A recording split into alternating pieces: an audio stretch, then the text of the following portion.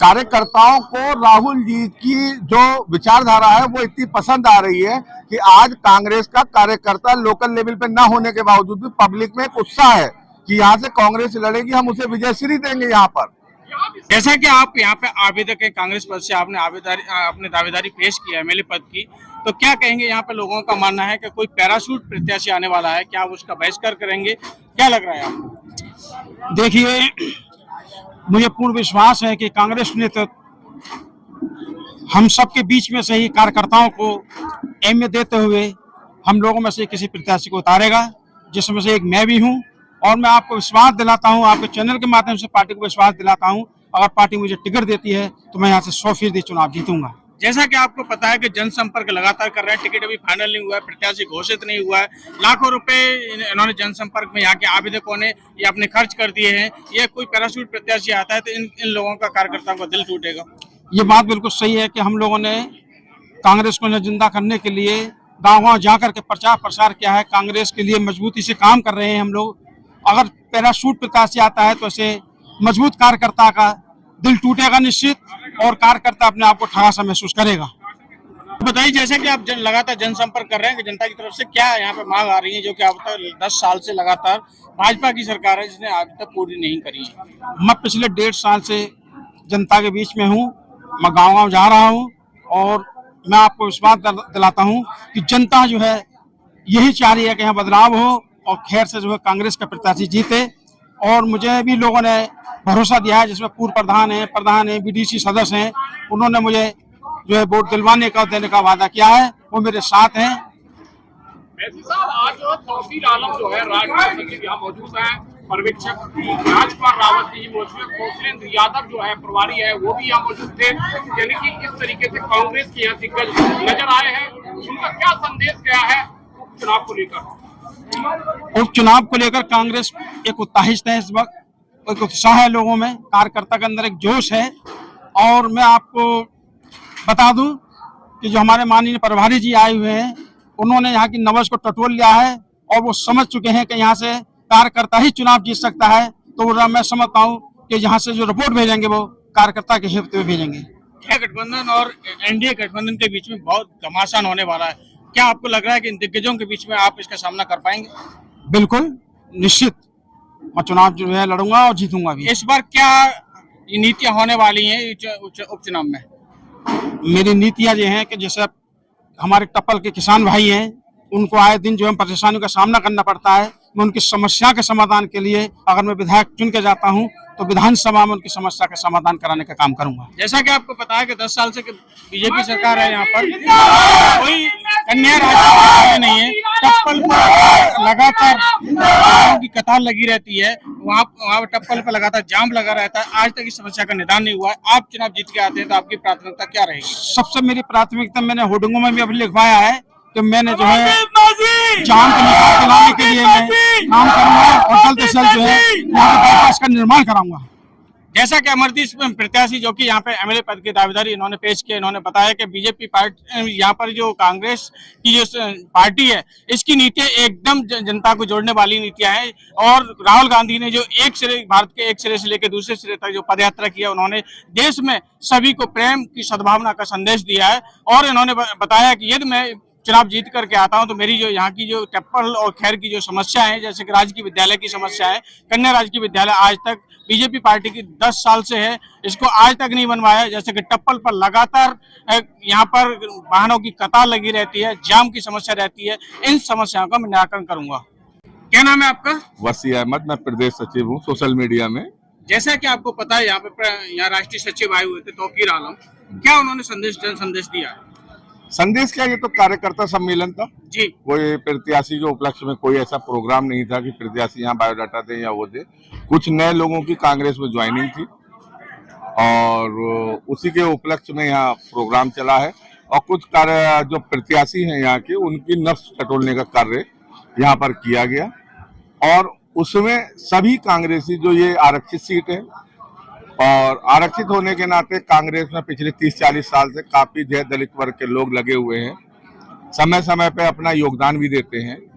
और हम लोग इसलिए आए हैं कि उनके साथ कोई अनहोनी ना हो, पैराशूट प्रत्याशी ना उतारा जाए, यहाँ 25-26 कांग्रेस के उपचुनाव में पिछले 20 साल बाद, 25 साल बाद अगर 26-27 प्रत्याशी यहाँ आए हैं तो इसका मतलब कांग्रेस का ग्राफ बढ़ रहा है। तो हाईकमान को ये हमारा मैसेज देने का काम है कि इन्हीं कार्यकर्ताओं में से किसी एक कार्यकर्ता को टिकट दिया जाए और सब लोग पूर्ण समर्पण के साथ उसे जो है क्या नाम है, पूर्ण समर्पण के साथ उसे चुनाव लड़े और यहाँ से विजय श्री प्राप्त करें। जैसा कि आपका कहना है कि यहाँ पे क्षेत्रीय प्रत्याशी होना चाहिए, जमीनी प्रत्याशी होना चाहिए, जिन्होंने यहाँ पर कार्यकर्ता के रूप में काम किया हो। एरोप्लेन द्वारा डायरेक्ट यहाँ पर कोई नया प्रत्याशी नहीं आना चाहिए जिससे कि जो मेहनत करने वाले हैं उनका दिल टूटे। क्या तैयारी है उपचुनाव को लेकर के? देखिए, यहाँ कार्यकर्ताओं में जोश है, लेकिन शायद हमारे हाईकमान को गुमराह किया जा रहा है। जैसे कि अभी यहाँ लग रहा है कि यहाँ एक पैराशूट प्रत्याशी उतार कर यहाँ पुराने कार्यकर्ताओं के साथ एक छल होने का कार्य किया जा रहा है। आपको ऐसा लग रहा है कि पैराशूट प्रत्याशी नया आने वाला है यहाँ पर? हाँ, और ये लोग जमीन पर मेहनत कर रहे हैं, काफी दिन से जनसंपर्क कर रहे हैं, इन्होंने लाखों रुपए लोगों आवेदक जो हैं, जो अपने टिकट के आवेदक हैं, इन्होंने लाखों रुपए खर्च कर दिए हैं जनसंपर्क करके। तो उन लोगों का क्या होगा? देखिए, ये अब स्थिति ये आ चुकी है कि अगर इन्हें पैराशूट प्रत्याशी से बचना है तो इन लोगों को आपस में जितने भी प्रत्याशी, इन्हें बैठना पड़ेगा। सब दलित वर्ग से आते हैं, इन्हें बैठना पड़ेगा और अपना एक संयुक्त प्रत्याशी बनाना पड़ेगा जो चुनाव मैदान में उतरे और पैराशूट प्रत्याशी को रोक सके। जैसा कि आप बता रहे पैराशूट प्रत्याशी के आने की यहाँ पे संभावना है, तो यहाँ की जो जिला कार्यकारिणी समिति है, क्या उस पैराशूट प्रत्याशी का बहिष्कार नहीं करेगी?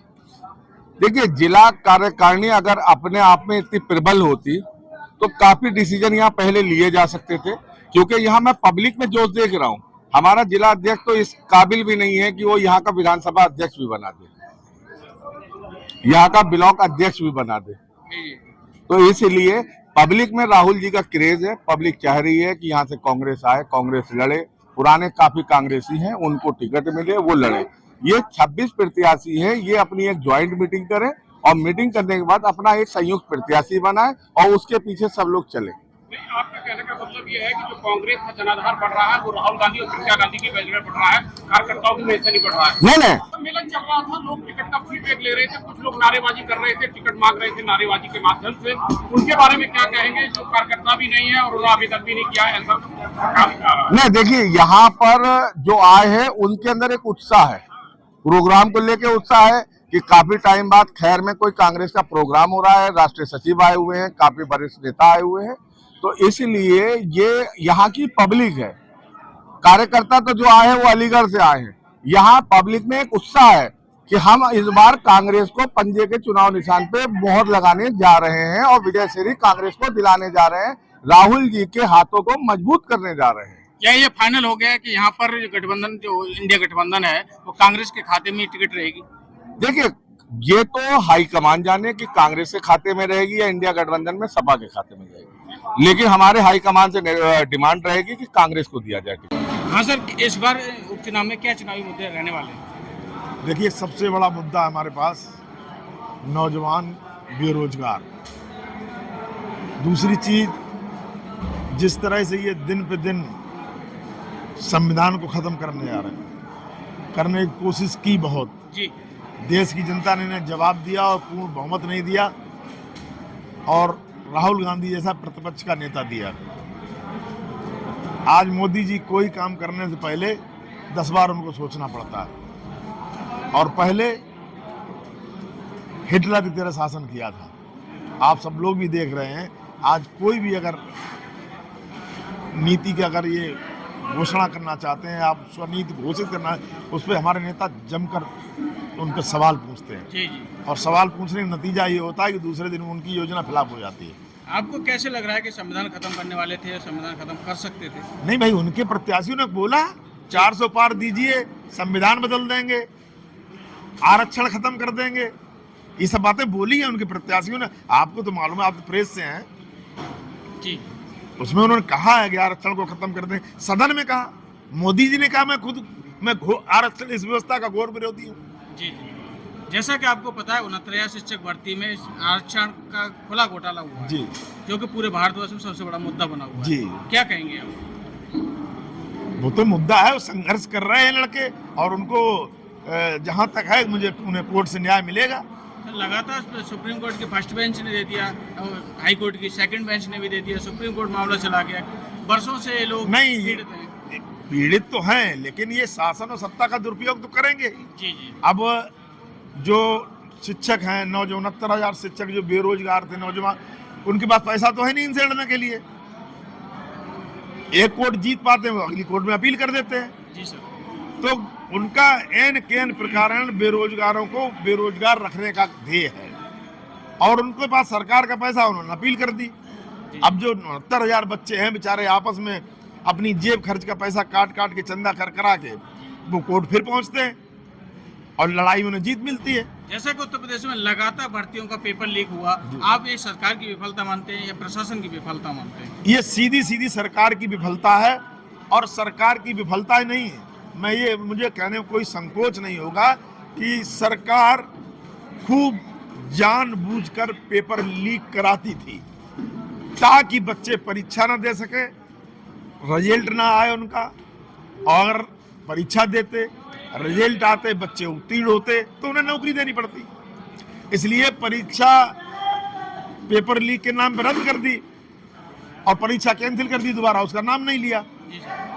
और ये तो करते ही हैं, लेकिन जो परीक्षा निकालते हैं, जिनमें बच्चे फार्म भरते हैं, उन फार्म फीस के नाम पर बच्चों से हजारों करोड़ रुपया वसूल लेते हैं जी। वो भी जो जिनकी जेब में पैसा है वो भी बेरोजगारों को ले लेते हैं, और नौकरी का टाइम आता, परीक्षा टाइम पर चल ली। प्रभारी जी, जिस तरीके से उपचुनाव आ रहा है, कश्मीर में चुनाव चल रहा है, हरियाणा में चुनाव चल रहा है, उसके बाद उपचुनाव की घोषणा हो जाएगी। आप खैर उपचुनाव से लेकर और कांग्रेस का बढ़ रहा है जनाधार, और कांग्रेस के बढ़ते जनाधार को लेकर कांग्रेस के कार्यकर्ता भी गदगद है। लोगों की सूची एक के बाद 40-50 लग रही है, सभी लोग टिकट मांगना चाहते हैं। तो क्या वरीयता होगी खैर उपचुनाव में कांग्रेस के कार्यकर्ताओं के लिए? देखिए साहब, ये बात आप सच कह रहे हैं। जो हिंदुस्तान के जनता का, आवाम का रुझान जो है वो अब कांग्रेस की तरफ है, और हरियाणा से जैसी खबरें आ रही हैं, हम वहाँ स्पष्ट बहुमत की सरकार बनाएंगे। इसी तरह से कश्मीर में भी हमारा जो अलायंस है वो सरकार बनाएगा। और आपने यूपी में भी देखा कि जहाँ कांग्रेस के अभी पिछले 2 चुनाव में कोई कहता था टिकट लेने वाला नहीं मिलेगा, आज आपने देखा किस तरह से हमारे कार्यकर्ता, मेहनती कार्यकर्ता आपस में ही संघर्ष कर रहे हैं कि हमें मिल जाए, हमें मिल जाए। तो आज ये देखने को मिल रहा है कि हमारा कांग्रेस वजूद बढ़ रहा है। आज हमारे पास लगभग 27 आवेदन तो आ चुके हैं। और आज हमारे प्रभारी महोदय राष्ट्रीय सचिव तौकीर आलम साहब आए हैं, अब वो एक एक करके मिल रहे हैं। तो मुझे लगता है कि आज 8, 9, 10 आवेदन नए और हो जाएंगे। तो पार्टी जो है ये सर्वे करेगी, और सर्वे चल भी रहे हैं। जो प्रत्याशी क्षेत्र में काम कर रहा है, जनता के काम आ रहा है, पार्टी के साथ लगा हुआ है, निष्ठावान कार्यकर्ता है, उसको पार्टी टिकट देगी। और प्रत्याशी होगा क्या? पैरासूट तो प्रत्याशी बिल्कुल नहीं होगा, जमीनी स्तर का प्रत्याशी होगा, जो लंबे समय से जी हाँ, अभी तक जिन्होंने यहाँ पे आवेदन किया है, लंबे समय से जनसंपर्क कर रहे हैं, काफी महीनों से मेहनत कर रहे हैं। हाँ जी, कांग्रेस का कार्यकर्ता होगा, लोकल कार्यकर्ता होगा, और पैरासूट प्रत्याशी जहां तक मुझे ना आया है, ना आने दिया जाएगा।